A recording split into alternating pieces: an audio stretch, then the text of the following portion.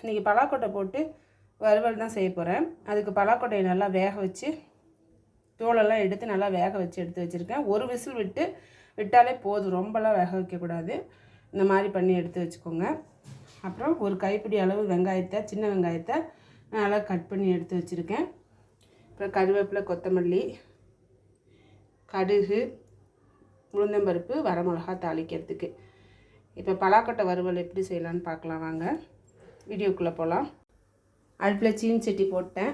சீனி சட்டி நல்லா காயுது. காஞ்சதுக்கப்புறம் எண்ணெயை ஊற்றிடலாம். எண்ணெயை ஊற்றிட்டேன், ஏன்னா கொஞ்சம் காயணும். காஞ்சதுக்கப்புறம் கடுகை போட்டுடலாம். எண்ணெய் காஞ்சிருச்சுங்க ஃப்ரெண்ட்ஸ், கடுகு போட்டுடலாம்.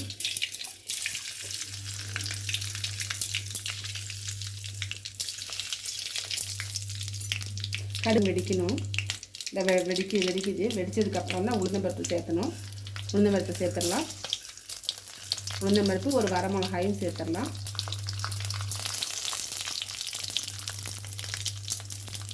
அப்படியே இந்த உளுந்தம்பருப்பு கொஞ்சம் செவக்கணும். இப்போ கருவேப்பிலை, கொத்தமல்லி சேர்த்துடலாம். கருவேப்பிலையும் கொத்தமல்லியும் சேர்த்தாச்சு. நல்லா செவந்து வந்ததுக்கப்புறம் சேர்த்துடலாம்.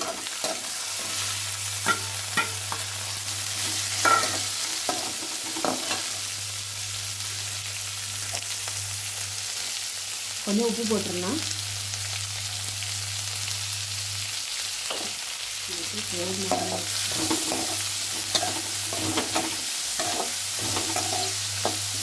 உப்பு போட்டோம்னா வெங்காயம் கொஞ்சம் சீக்கிரமாக வதங்கிடும். நல்லா வதங்கி போட்டோம்ட்டு இப்போ பார்த்தீங்கன்னா இந்த பலாக்கொட்டை பண்ணுறாங்க. பலாக்கொட்டையில் நிறைய டிஷ் பண்ணலாம். ஒரு சீசன் டைத்தில் கிடைக்கும்போது கண்டிப்பாக வாங்கி பண்ணுங்கள். இது நிறைய சத்துலாம் இருக்குது. நார் சத்து இருக்குது, புரத சத்து இருக்குது. அதே மாதிரி ரொம்ப அனிமிக்காக இருக்கிறவங்க அவங்களுக்கு பலாக்கொட்டை கொடுக்கலாம். ஏழைகளோட பாதாம் பிஸ்தான்னு சொல்கிறாங்க. அதனால் அந்த அளவுக்கு அதில் சத்து இருக்குது. கண்டிப்பாக செய்யுங்க. ஏன்னா இதெல்லாம் நம்ம இந்த இளைய தலைமுறைகளுக்கு இதெல்லாம் கொடுத்தாதான் அவங்களுக்கும் இதனால் செய்யலாமான்றதும் தெரியும். வணங்கிடுச்சுங்க ஃப்ரெண்ட்ஸ். இப்போ இந்த பலாக்கொட்டையை சேர்த்துடலாம். பலாக்கொட்டை வேக வைக்கும்போது ஒரு விசில் விடுங்க போதும். அதுக்கு மேலே வேக வைக்க வேண்டாம், ஏன்னா அப்புறம் ரொம்ப கொலன்னு ஆகிடும்.